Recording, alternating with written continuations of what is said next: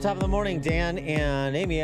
Michael Moore's movie, was it called Sicko? His documentary on the wonders of the Cuban healthcare system. Well, he's just got to be stunned at what is transpiring in Cuba, that communist island. New York Times reporting, and only in the way only the New York Times could, shouting freedom and other anti-government slogans. Hundreds of Cubans took to the streets in cities around the country on Sunday to protest food and medicine shortages. Yeah, What? they want the vaccine, too. Medicine shortages in Cuba? What? The People's Revolution that came to Cuba and turned it into a utopia for the working man. Medicine shortages, remarkable eruption of discontent not seen in nearly 30 years. Yeah, 32 cities protested at the same time. Freedom and other anti-government slogans. A lot of them were carrying American flags, too. More patriotic than some Freedom and other anti-government slogans. Huh. I think that's sort of unintentionally accurate. You say anti-government. I say crying freedom is pro-natural law. Boy, I bet when people shout freedom, whether it's in Hong Kong or Havana, it really bothers the New York Times, which is a good representative of the thinking of the radical left. And they were chanting to No tenemos miedo, which means we are not afraid. Wonderful. They Let's should be go. chanting death to the state. Lieutenant Colonel Jim Carafano joins us, VP of the Catherine and Shelby Cullum Davis Institute for International Studies at the Heritage Foundation, author of the recently released Brutal War, Jungle Fighting in Papua New Guinea, 1942. Jim, let's start in our hemisphere. What's going on with the Cuban people? So when incidents like this happen, I always think of the really fabulous book that Natan Sharansky wrote several years ago called The Case for Democracy, and where he contrasts free regimes with authoritarian regimes in Cuba. And the thing that he really describes so well is that these regimes are not sustainable over time, but you can never predict whether it's the French Revolution or the Russian Revolution, exactly when a regime is going to collapse, because by their nature, because they're so authoritarian, information isn't shared. There's very little transparency. They have these very rigorous, but sometimes very fragile security infrastructures. And so, not to be crude, but it's kind of like a building collapses. Everything looks fine, and then one day the whole thing drops. So is the regime actually in danger here? Well, it's very, very difficult to tell because they have an incredibly robust security architecture. But the question is will those guys, be loyal to the regime and go to the street, or will they do like sometimes happens, takes off their jacket, and join the people in the street? And what should the one thing we know? I was going to say the one thing that we absolutely know for sure, without question, is these regimes are despicable. And people that embrace them and laud them and want to engage and empower them, like Obama did when he opened up to Cuba, they don't even listen to the people of the country, like in Iran or Cuba.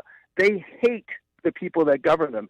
They hate the systems that they live under. And when we make excuses for them or empower them, or even like in Michael Moore's stupid movie, kind of glorify them, we're not aiding the cause of freedom. We're actually diminishing it.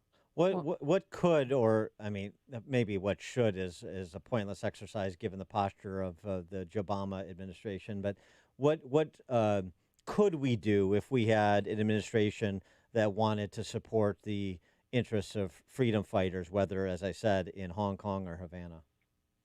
Well, the first thing we could do is very robustly immediately come out and strongly state that we stand with the Cuban people, which this administration didn't do. I think it's just a complete and utter embarrassment that literally the White House has been silent on this, and the State Department put out this thing, they just needed more vaccine.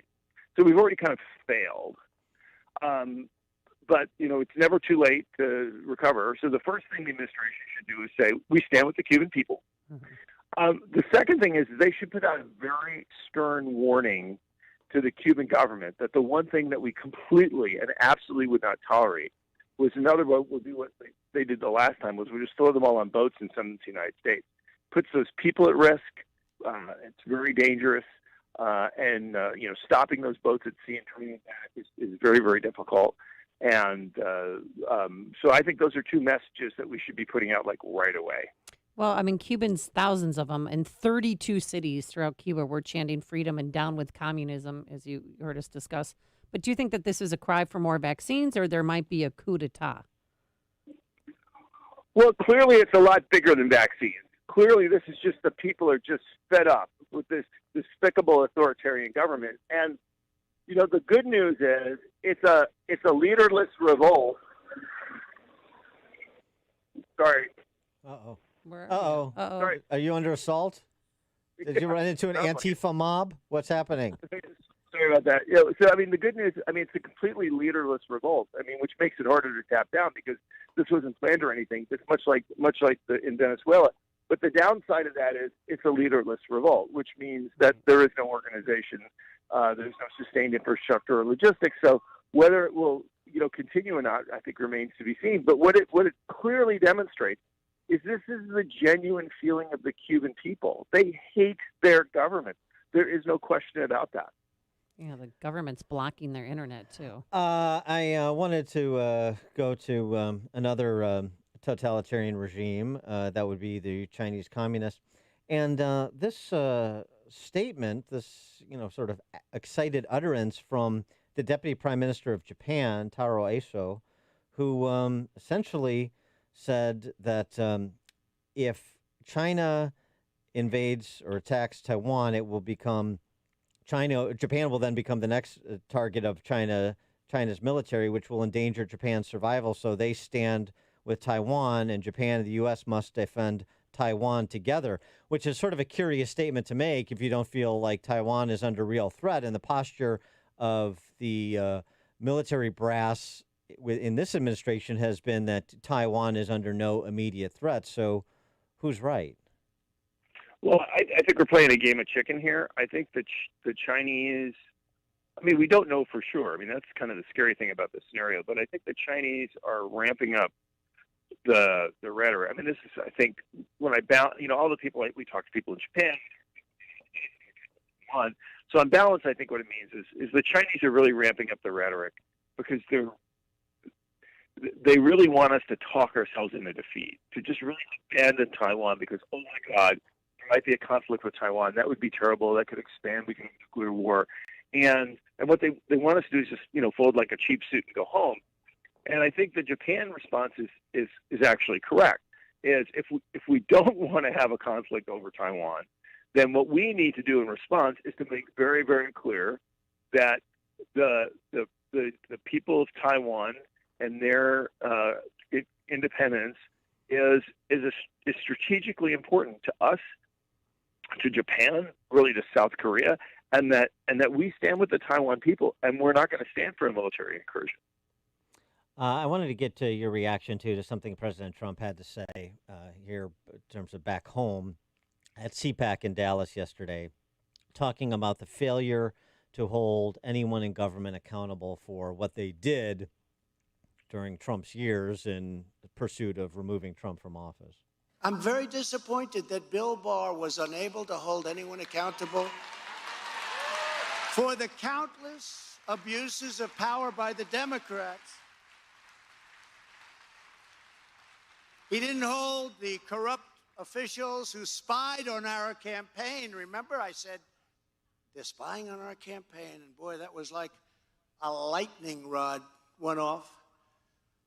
Not the authors of the phony dossier, they weren't held responsible. Not the women who slandered and lied and defamed Brett Kavanaugh. They said, Brett Kavanaugh, he had an affair. They didn't go after them. They lied so badly. Not any of the numerous criminal referrals for lying to Congress over and over again. Not any of the illegal leakers. Not any of the people that were responsible for corrupting our elections. There's no greater crime. And so on and so forth. The continued delegitimizing of the institutions by those in charge of them without, and the delegitimizing a direct result of not mistakes or bad actors, but the lack of accountability when mistakes or worse are made by individuals that have authority in those institutions. Well, there's actually a term for this. It's called lawfare, which is where you use legal systems to attack and undermine your political competitors. And I think the president's problem is, by and large, I mean, I'm not a lawyer, so I can't speak to every single incident, but by and large, what people did use legal mechanisms to try to undermine the president of the United States, and use press freedom and the freedom of speech and the instruments of Congress and even government and the court to go after the president. And so both of these things are true. On the one hand, if you look at the innumerable attacks against the president of the United States, most of them were patently false. Most of them were intentionally done. But I think it's also true that the vast majority, at least as we can tell, are through legal mechanisms, which means, well, how do you combat this? Well, you combat it at the voting booth, which is where you say, look, we know that these people are playing us, and we vote for the people that we want to.